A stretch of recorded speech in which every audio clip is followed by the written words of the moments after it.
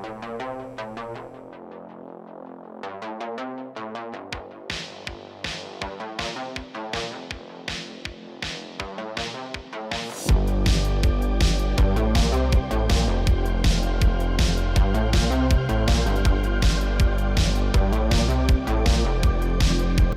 and gentlemen, welcome to the newest edition of Garage Talk. We have Chandler Smith on the show for Busch Motorsports in the Truck Series number 18. Actually just came off of a huge win at Las Vegas. You beat the boss man and John Hunter Nemechek. A lot of people were surprised by that. I actually wasn't because I did pick you. We'll start off with that. And you're actually about to have, didn't even know this until just a couple minutes ago, about to have his victory launch at the shop. So congrats on that big win, Chandler. Tell me about how that felt. Yeah, it was awesome, man. From the get-go in stage one, probably around lap 10 or so, I came on the radio. I was like, this thing's on rails. Like, we're really good. We're good enough to win this race. I said that again. And but the thing about mile and a half racing is it's so situation dependent. It's kind of like plate racing a little bit. You got to put yourself in the right position there at the very end because everybody's so good, especially at Las Vegas at that time of the year. We're all basically wide open. There's nothing really you can do to break away from the pack and break the draft and stuff. It's just everybody can always suck up and stay right on your tailgate. So it's really hard to necessarily, once you get the lead, just drive off into the sunset, kind of like actually how we did at Phoenix. So with that being said, I knew that going in, and it was a matter of just making sure that we were in contention and in the right spot at the very end of the race, which second to last restart. We were second or first or whatever it was. When Kyle split me 3 wide, we fell back a few positions, but luckily we were able to rebound to where on that very last restart, we restarted fourth and I was able to return the favor a little bit. And that ultimately was kind of like the move that dictated the race. Once I got back by him, Zane was a sitting duck at that point because our trucks could suck up so well. And he already had some right front damage to where his straightaway speed was a little more killed, especially when he didn't have the draft. It was more killed than ours. Yeah, no, that was sick. Especially, I remember that restart because I remember like falling to my knees, my heart dropped because I thought you were done. I seen the video.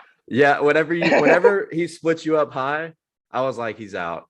Gosh dang it, man. Like, but luckily, or I wouldn't even call it luck. You drove back through there and put on a heck of a show. So what did Kyle Busch have to say to you? Because I mean, it's such an interesting thing with him because I feel like if he doesn't win, he's pissed off.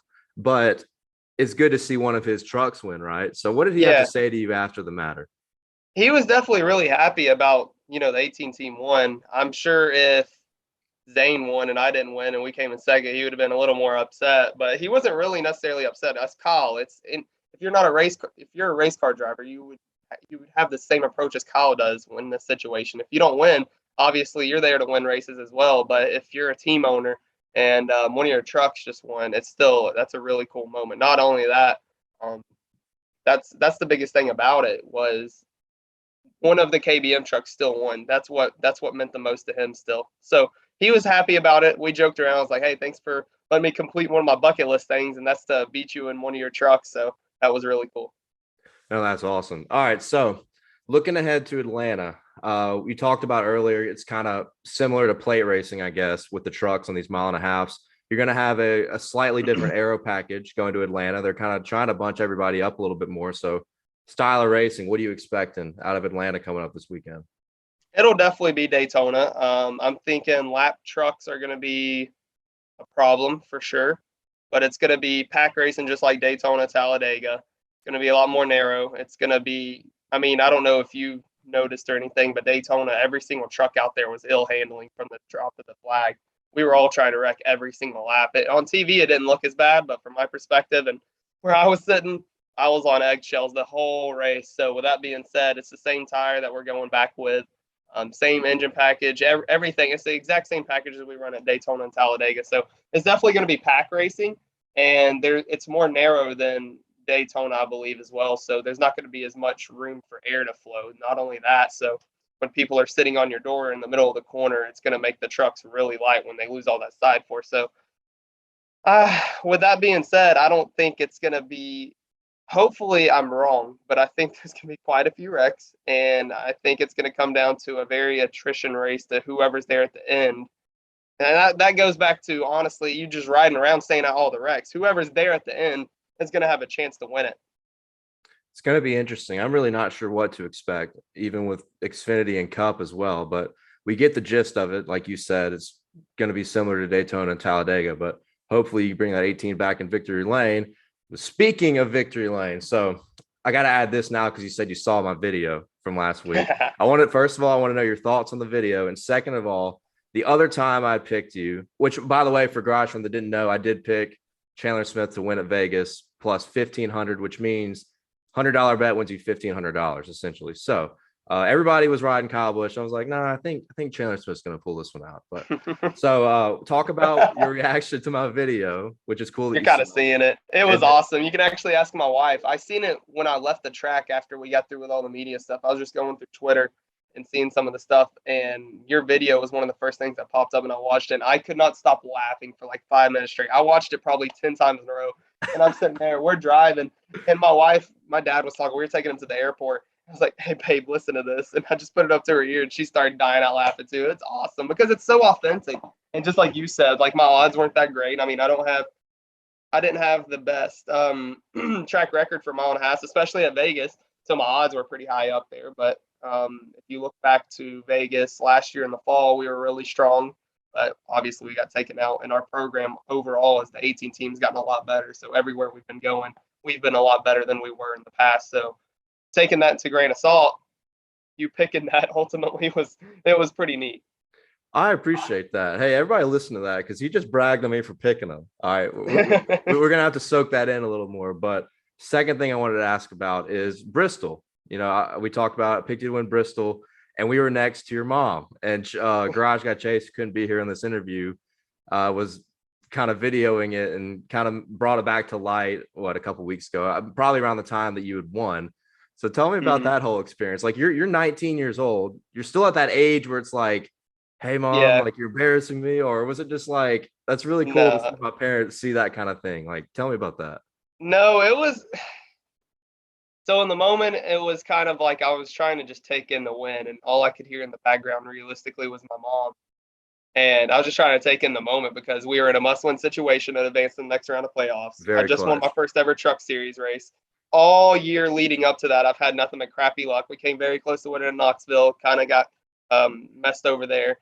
And then it was just, I've been very close to getting that first win and finally get that monkey off my back. It was just like a very sweet moment that I was just trying to take in. But it was after going back, and not only that, like I'm about to be a dad now as well. So I kind of am starting to understand the emotions and stuff that a parent would feel for their child. Like, granted, I don't have a child yet, but I kind of, my perspective on a lot of different things have changed now. So with that being said, I talked to her about, I was like, hey, next time just calm down. She's like, I was just super excited because I know how much it meant to you. And I was like, yeah, no, I get it. It's just, it was a little embarrassing. It was a little embarrassing to say the least, but at the end of the day, it's my mom. I love her to death, and I'm glad that she was there to experience it.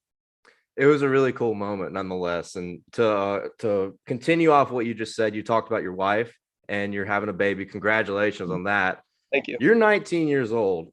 And you just the maturity factor with you on and off the track seems really interesting to me. Like I'm 26 and I'm thinking about the type of beer I'm going to get at Hooters on Thursday night before Atlanta. And you got a wife and you got a kid on the way. So tell me about the maturity factor that, I mean, you may not see it, but we see it and we talk about it. And do you think off the track, what's going on with your personal life helps you on the track? 1,000%. And I'm a big believer in, well, it all depends on what you're doing and all, but I'm a big believer in, just like my wife, when we first met, she was still necessarily like, she act her age. I'll put it that way. She act her age more. And now she acts like way older than she even is. So she matured a lot faster once we got together and stuff. And with that being said, I always get that comment that I seem like I've matured a lot faster than most people. I'm more mature, this, that, and other. And I think a lot of that had to do with me growing up. I've been racing since I was 4 years old. My dad runs his own business. And when we were going to the races and stuff, all of his business calls and everything, he was taking them on the road. And I would sit there and just listen to it and listen how he did business, how that, like the inner loops of it and everything. And I would just listen to that and process it and take it in and try to like figure out why that's the way you do business, ask him questions. And that's the thing. I've been blessed enough to be around a lot of people that have a lot of experience in life in general. Life as far as racing, just pure life in general, where I could sit there and pick their brain and see what they've been through. And I do that a lot, so I can take in kind of like that experience a little bit, to where it's not that I've done that necessarily, whatever moment they're talking about or memory it is, but it's like I can feel it and experience it my own way, trying to digest it a little bit. So I guess that's kind of helped, but just overall, definitely it's helped me on the racetrack, becoming more mature, having a wife now. I'm very Christian driven. I'm very religious, and I'm open about that a lot as well. And I'm a strong believer that me and her were meant to get together a few years ago. We are supposed to have our first kid actually now, and we're on the path that God set out for us, and we're riding along with it. We're just along for the ride right now. So I'm really blessed to be in the position I am. I'm really happy. I appreciate you saying that. I take that as a compliment for sure. So I appreciate you saying that about me as well. Yeah, absolutely. It's very admirable to see somebody at your age, where you are right now in life, and seeing a really strong success on the track and off the track with your personal life. So to continue off that, tell me more about your personal life. You know, we try to, me specifically, I've been watching the truck series my whole life. I love trucks, and I try to put a lot more spotlight on you guys and girls in the truck series, because I think it's super important for the foundation of NASCAR. And the series is very exciting, and people don't realize how exciting it is until they watch it. So tell me more about Yeah. Chandler Smith, man. I know you do a lot of late model racing, big late model guy. You won the Snowball Derby in 2021, but off the track, tell me about some things that you do to have fun. Well, I guess you could say I'm kind of boring. I don't really do anything. On my off time, I just want to try to be able to spend as much time with my wife as I can, because honestly, like this year, I'm racing like 43, 44 races. There's only like 52 weeks in the year. So you add all that up, I'm racing a lot this year, and I don't really have any off time. So anytime I have off time, we just try to spend time together, going like a little mini trip or something, just being able to take in those small moments that we have that's completely outside of racing, because racing is ultimately our life right now. I mean, this is my career. This is what we're doing to provide for our family and our kid. And I gotta, when I'm working, I gotta pour 110% into that. I can't be 100% for her. So once I'm not racing and stuff, I can be that 100% for her. And that's kind of like my off time. I guess I have fun or whatever. Is just making sure I spend time with my wife and taking every little moment, because life's short at the end of the day. A lot of these things that's on earth is or everything on earth is temporary. So being able to just take in those little moments is really critical for myself. Really cool. Really cool. All right. So you said you got 44 races outside of trucks. What all are you doing? I'm doing a bunch of super late model racing this year. I'm doing like 18 races. Okay. So nothing else, just late models and trucks. Yeah, I think I'm doing one or two Trans Am races or TA2 races. Okay. I think one of them's at Mid Ohio. Maybe I'm just doing one. I think, yeah, just Mid Ohio is the one I'm doing. I'm not sure. Well, we'll be looking forward to that. Tell me about your hometown. I happened to look this up. So Oh, no. you're about an hour from Atlanta, right? About an hour or so from Atlanta. So you're coming to your Yep. home track this weekend. Yep. Tell me about Talking Rock, Georgia. It sounds like a town.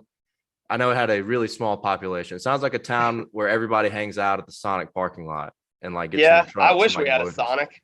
It don't even have a Sonic. Wow. No, All right, we're we ain't next got level. no Sonic. Talking Rock We have is nothing next but a bunch of level. local restaurants there, which are really good. I miss that because me and my wife never really find time to go back to our hometown because that's where she's from. Well, so Talking Rock is inside of Jasper, Georgia, or Pickens County, for instance. And Pickens County as a whole has Talking Rock and Jasper in it. So I had a Talking Rock address. So anytime but the thing about it is if you went across the road to my neighbors, they had a Jasper address, which Jasper is a completely different, if you look it up, as a completely different population than Talking Rock. And the pictures are a lot different. So it's funny that I had a Talking Rock address, but I technically lived in Jasper because everybody looks up Talking Rock, and it's just hilarious because I mean I lived 5 minutes from Talking Rock and I lived 5 minutes from Jasper. It was right in the middle. So but anyways, to answer your question, yeah, we had like a place called Speed Burger. What's some other places there? I forget that place. Me and my principal actually. So my senior year, this is kind of funny. My senior year, me and my wife were doing an online schooling type deal that our high school had to offer, so I could go and race more and not have to worry about being absent and all that stuff because I was all public school going through school. I missed a lot of days. So they introduced this online schooling system to where you could take it online and you could still go about whatever you're doing. So we were doing that. And anyways, you still had to go into school for, I think it was like 10 hours a week or something. So we were in school and I was sitting there just minding my own business. And the principal walks in. He's really cool. His name's Chris Wallace. I love him to death. He's one of my good friends. And he comes in and he starts talking about the race and stuff. He's like, hey, you want to go grab some lunch? Just in the middle of class. So me and him left, me and the principal went and got some lunch. I can't remember what that place is called, but we sat there and we talked about, honestly, that's one of the guys that goes back to just have a lot of experience in life. Yeah, I've just been blessed to be around a lot of people that have a lot of wisdom and just to pick their brains about it. He's one of the people as well. We sat there for probably 2 hours just talking about pure life, anything, you name it, we talked about it, and just being able to take that and digest it. But that was a really cool, our town, everybody knows each other. So it's really neat, especially just like how many people do you hear that your principal just comes in the classroom, starts talking to you, takes you out to lunch and talks for 2 hours in the middle of Right. school. I feel like most 17-year-olds or younger in high school hate their principals. So that's like, Nah, he's really cool. He's so cool. How big was your graduating class? So we had the biggest, I'm pretty sure we had the biggest graduating class that's ever went through Pickens. I think it was like 600 people maybe. Oh, okay. So, all right. So you went to grade school outside of Talking Rock then, or was it in Talking Rock? So Talking Rock, like I said, is in Pickens County. Pickens County consists of Jasper, Talking Rock, and I think Marble Hill. Okay. And we only have one high school, and that's for the whole Pickens County district. So it includes everybody that's in Pickens County. But we had two different middle schools, like four different elementary schools. Like my elementary school, whenever if you wanted to count like a fifth grade graduation, I think there was only like maybe 100 of us or something like that. I figured with that town, your graduating class would have been like 4 people, honestly. So that actually surprised me because that's actually bigger. But it makes sense because you got a county worth of, I guess, towns or cities all lumped into one. Yeah, look up Pickens County when you get a chance. That's kind of like that's technically where I'm from. That's if you want to like look at stats and stuff of how many people's there and stuff like that. That's a lot more accurate. Why is Talking Rock called Talking Rock? Do you have any idea?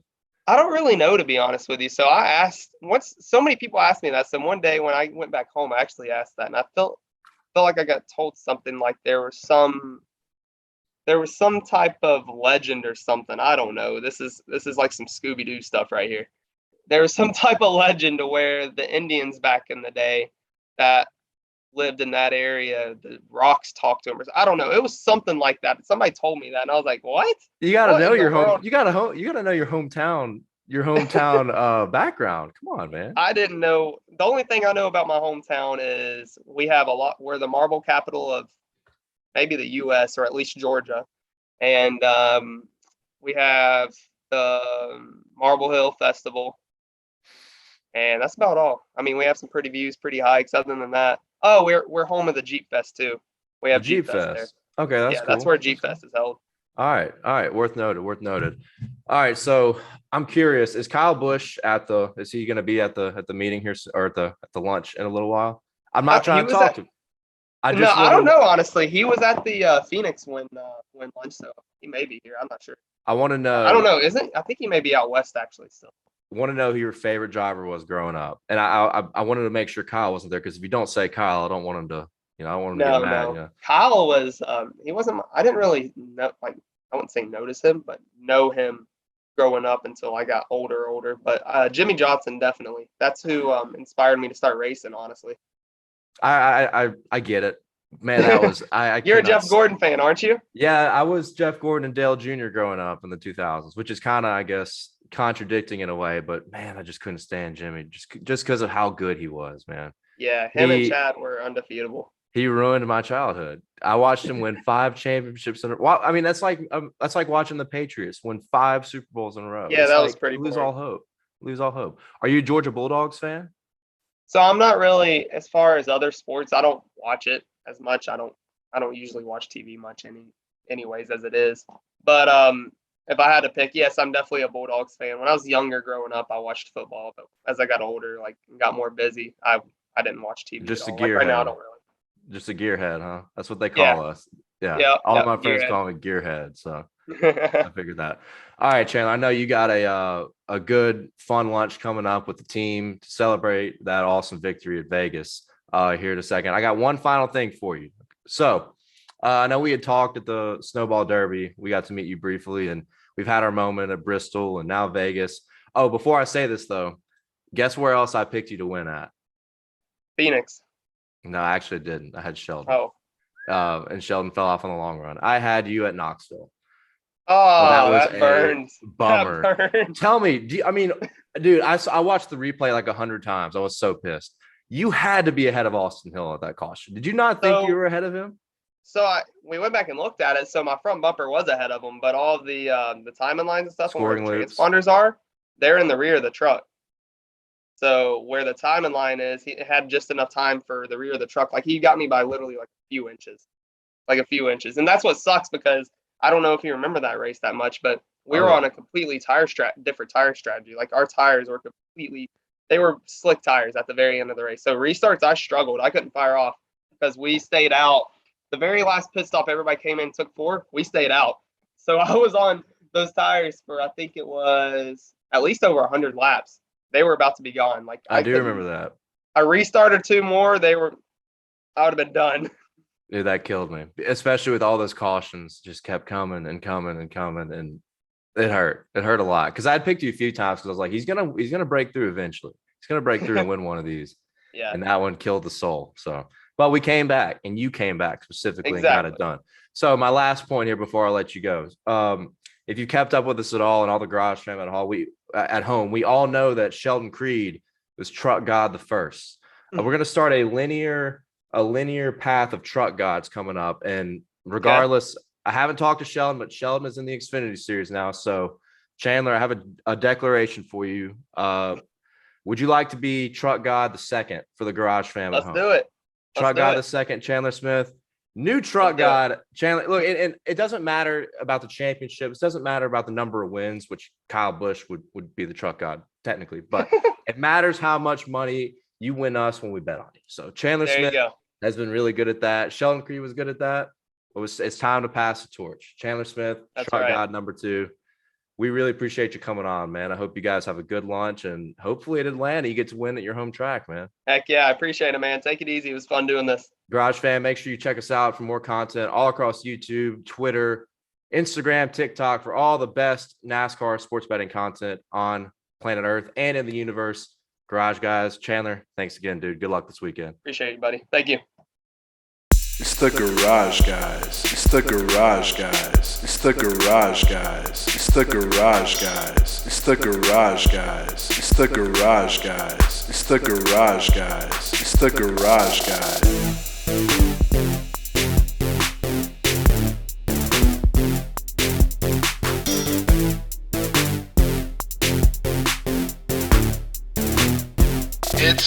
It's the Garage Guys.